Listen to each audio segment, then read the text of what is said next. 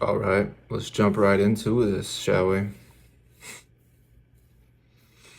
feel like I want to give you what I believe the title of this video is going to be first. Something along the lines of, there's only one version of me left.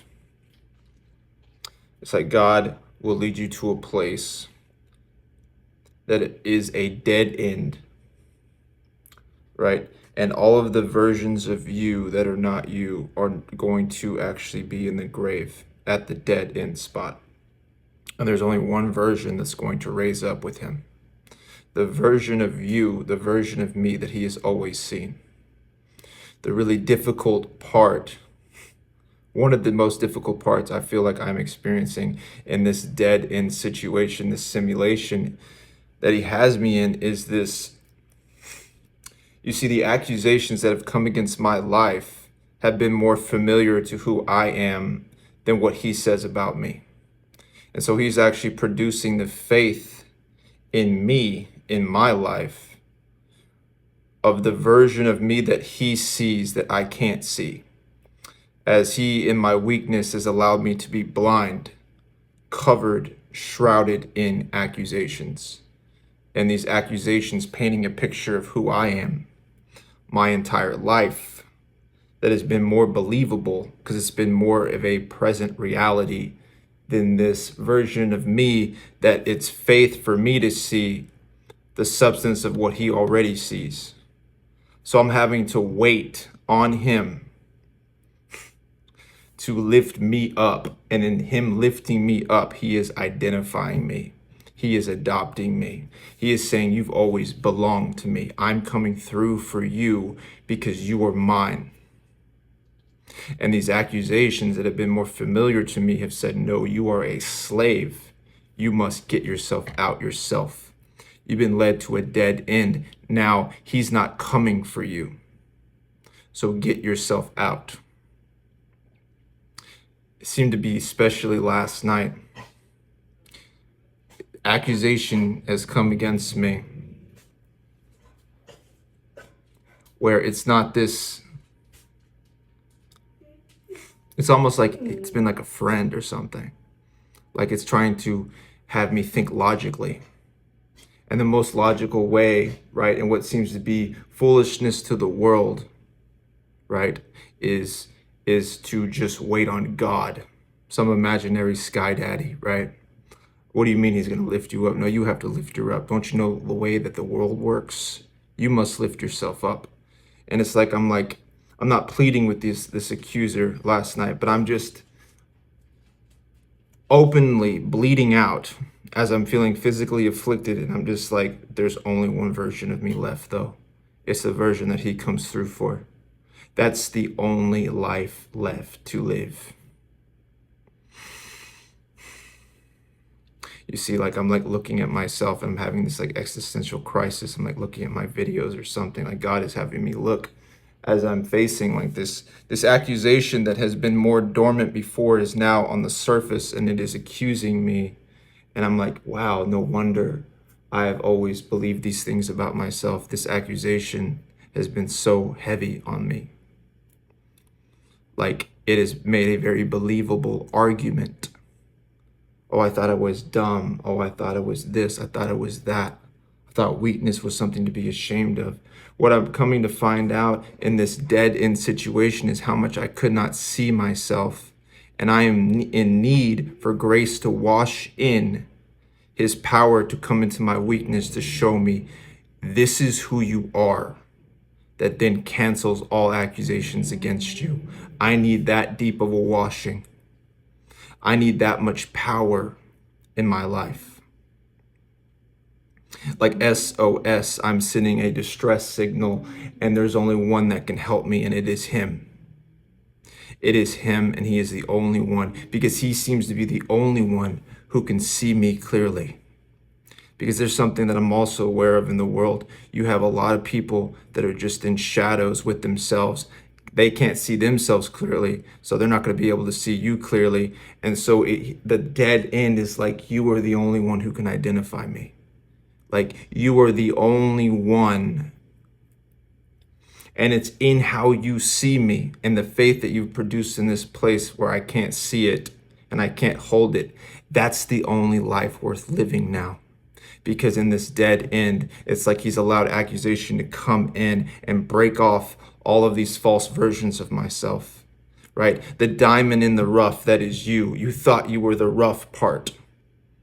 As accusation comes against you, as spiritual warfare comes against you, it starts picking apart, it starts chipping away at all of the rock, and you start to see a diamond in there, and you're just like, I didn't know there was a diamond in there. I always thought I was this rough part, this nothing part, this just dirt. And he's like, no, you've been a diamond this whole time. And I'm the one and only one who has been able to see that diamond. And I'm the only one that's able to bring that diamond out.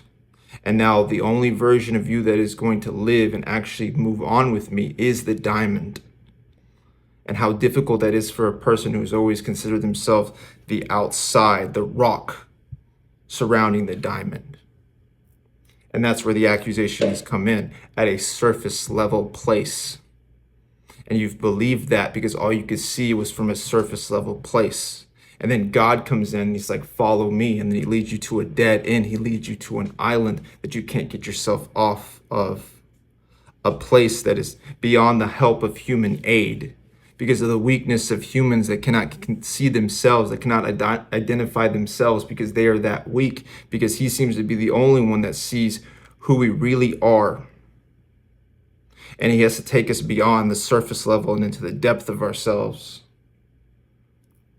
He's the only one who can identify me in this place. And so this accusation comes, right?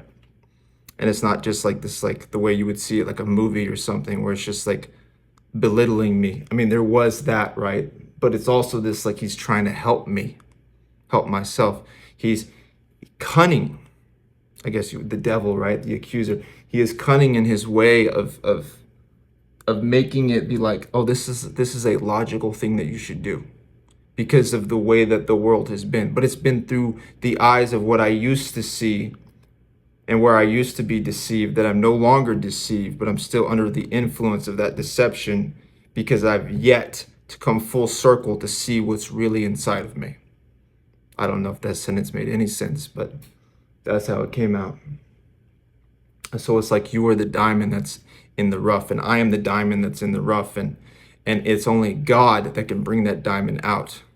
And God, in his way, allows the accuser to come in and actually chip away at everything that's not the diamond, right?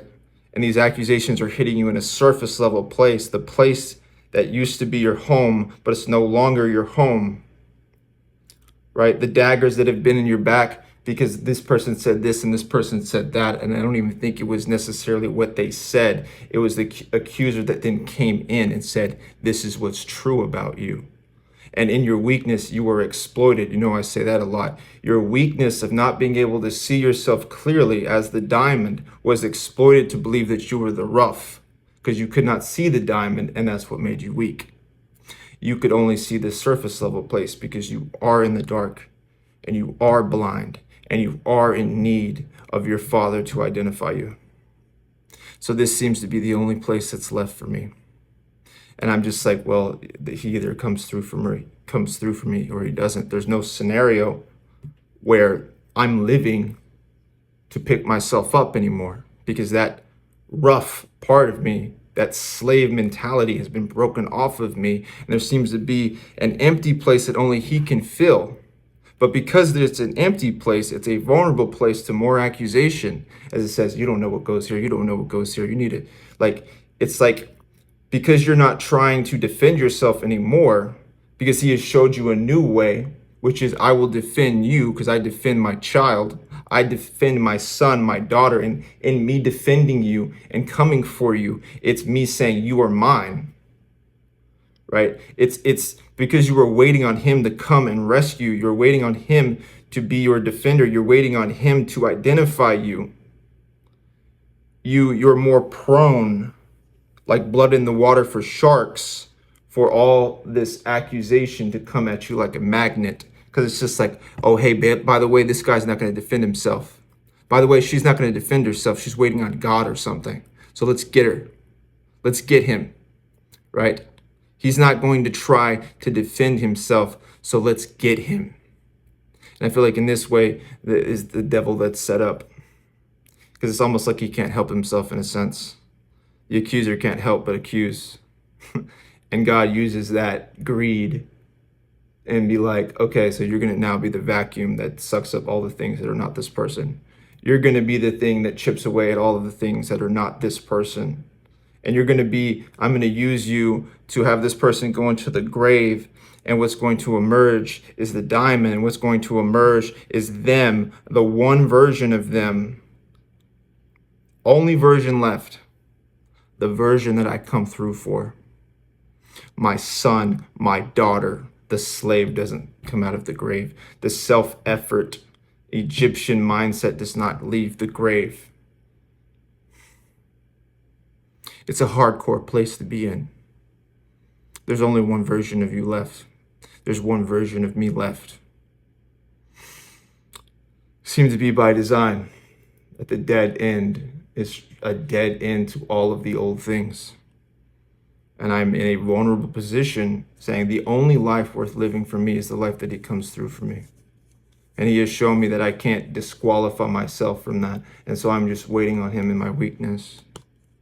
And in my weakness, it's like blood in the water for sharks, for the accuser to come in and have his way. But it seems to be a setup by God to just make me more light on my feet. At least that's what I'm believing. It's faith I can't hold. It's faith I can't grow. It's faith I can't see. The substance of who I am to him.